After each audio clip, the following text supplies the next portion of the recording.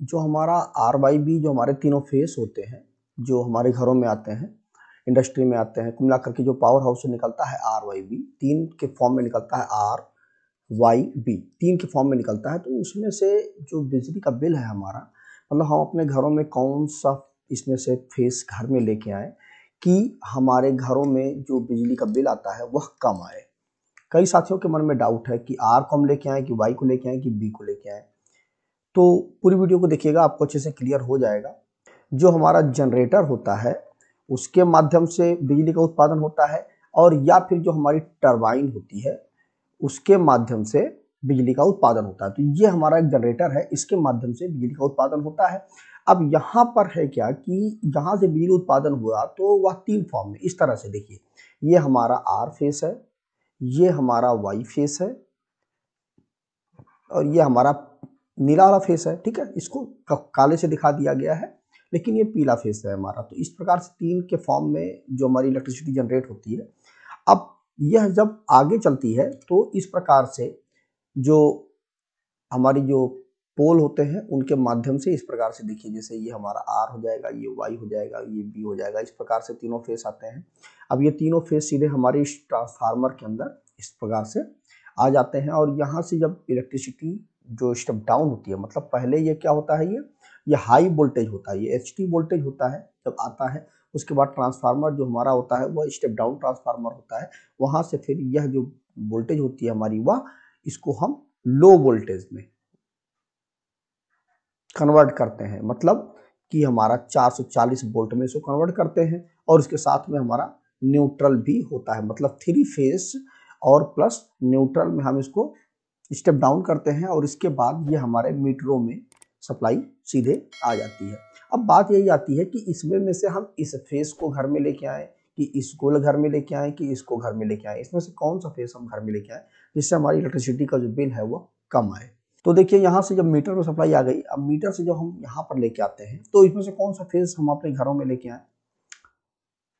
तो देखिए, जो हमारा आर फेस होता है, और जो वाई फेस होता है, और जो बी फेस होता है, ये तीनों फेस जो होते हैं जब जनरेट होते हैं तो उसमें इसमें भी 220 वोल्ट ही हमारा होता है, इसमें भी हमारा 220 वोल्ट ही होता है, और इसमें भी हमारा 220 वोल्ट ही होता है। ऐसा नहीं है कि इसमें ज़्यादा पावर होती है, इसमें ज़्यादा पावर होती है, इसमें ज़्यादा पावर होती है।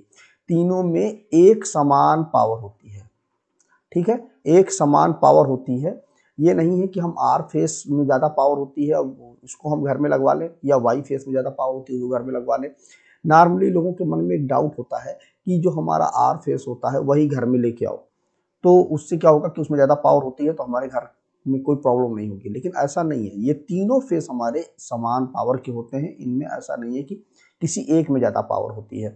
अब देखिए, यहाँ पर क्या होता है कि जैसे नॉर्मली सामान्य रूप से आपको करना ये चाहिए कि जो जैसे कि मान लीजिए एक एग्जांपल ले लेते हैं कि जैसे जो हमारी जो थ्री फेस की जो हमारी मोटर होती है, देखिए जैसे हमारी इंडस्ट्री में सप्लाई आई तो देखिए इस प्रकार से इसमें, ये देखिए इस प्रकार से इसमें बाइंडिंग की जाती है, देखिए ना, बाइंडिंग की जाती है। इस प्रकार से कॉइल होते हैं, उनको इस तरह से भर दिया जाता है और ये हमारी बाइंडिंग हो जाती है। तो देखिए इस प्रकार से इनमें कॉइलिंग होती है। ठीक है, अब कॉइलिंग हो करके इसमें क्या होता है कि जो हमारे ये जो वाइंडिंग होती है, इसमें तीन वाइंडिंग होती है। ठीक है, तीन वाइंडिंग होती है। अब इन तीनों वाइंडिंगों में हमारी सप्लाई आती है। अब ऐसा नहीं है कि जब आप इसका अब आप रेजिस्टेंस चेक करेंगे तो देखेंगे कि जो हमारा तीन होते हैं, तो एक दो तीन, इन तीनों में जो रेजिस्टेंस आएगा वो लगभग समान आएगा। ठीक है, तीनों का लगभग समान आएगा। ऐसा नहीं है कि किसी एक का रेजिस्टेंस ज्यादा होगा, दूसरे का रेजिस्टेंस कम होगा, या तीसरे का रेजिस्टेंस ज्यादा होगा, ऐसा नहीं होता है।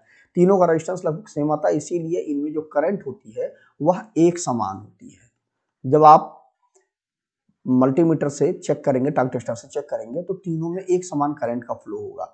तो कुल मिलाकर के यहाँ पर करंट बैलेंस होता है। जब तक आपका करंट अगर बैलेंस नहीं होगा, करंट अगर बैलेंस नहीं होगा, तो उससे क्या हो जाएगा कि आपकी जो वोल्टेज है वह भी बैलेंस नहीं होगी।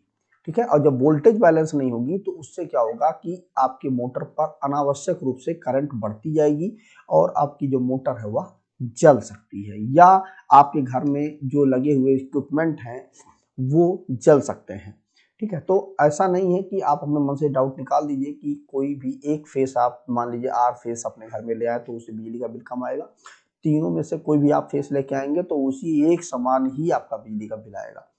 तो मुझे उम्मीद है कि आपको ये चीज़ अच्छे से क्लियर हो गई होगी कि तीनों फेसों में हम कौन-सा फेस अपने घर में लेके आएँ जिससे बिजली का बिल कम आएगा। तो फिर भी यदि आपके मन में कोई डाउट है तो कमेंट करके ज़रूर पूछिएगा, मैं उस पर अपना रिप्लाई देने की कोशिश करूँगा। तो आज की वीडियो में बस इतना ही। नमस्कार दोस्तों।